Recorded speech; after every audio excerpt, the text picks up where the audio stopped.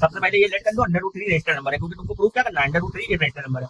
तो इसके लिए सबसे पहला काम क्या करो, लेट कर लो √3 रेशनल नंबर है। अब जब भी कोई रेशनल नंबर होता है उसको P/Q में यानी न्यूमिनेटर और डिनोमिनेटर के फॉर्म में लिख सकते हो। इसको सब याद कर लो, ये मतलब इसको याद ही कर लो। कोई भी रेशनल नंबर होगा उसको P/Q के फॉर्म में तुम लिख सकते हो। अब उसके बाद क्या करो, क्रॉस मल्टीप्लाई कर लो यहाँ पर। तो यहाँ पर √3 Q या इक्वल टू P हो गया।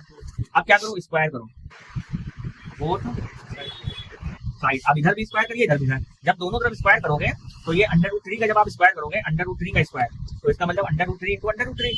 अब √3 यानी रूट के नंबर सेम है तो आंसर आ जाएगा 3, यानी ये बन जाएगा 3।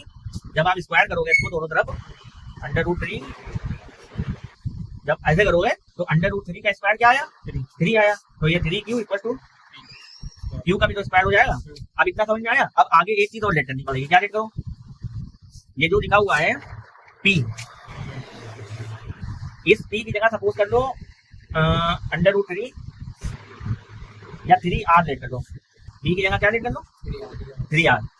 तो जब P की जगह 3R लेट करोगे तो यहाँ पर 3Q² इक्वल टू P की जगह क्या आ जाएगा, 3R²। अब ये 3Q² रहेगा भाई, 3 का स्क्वायर कितना हो जाएगा 9 और R का स्क्वायर।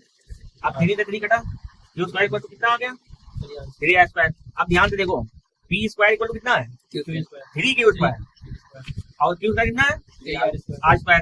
अब बोथ केसेस में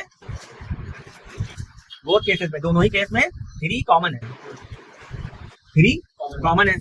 और तुमने माना क्या था, रेशनल नंबर। तो रेशनल नंबर में सिंप्लीफाई करने के बाद, क्योंकि जैसे मान लो लिखा हुआ है 4/8, तो ये 2 से कट जाएगा, 2 2 4 2 4 8, फिर 2 1 2 2 2 4 सॉल्व हो गया, कितना आया। अब इस 1/2 में 1 के अलावा कोई कॉमन नहीं है दोनों में। ये 1 को तुम 1 1 1 लिख सकते हो, 2 को तुम 2 1 2 लिख सकते हो, यानी इसमें 1 के अलावा कोई नंबर कॉमन नहीं है। जबकि तुम्हारे में क्या कॉमन आ रहा है 3, which is not possible in case of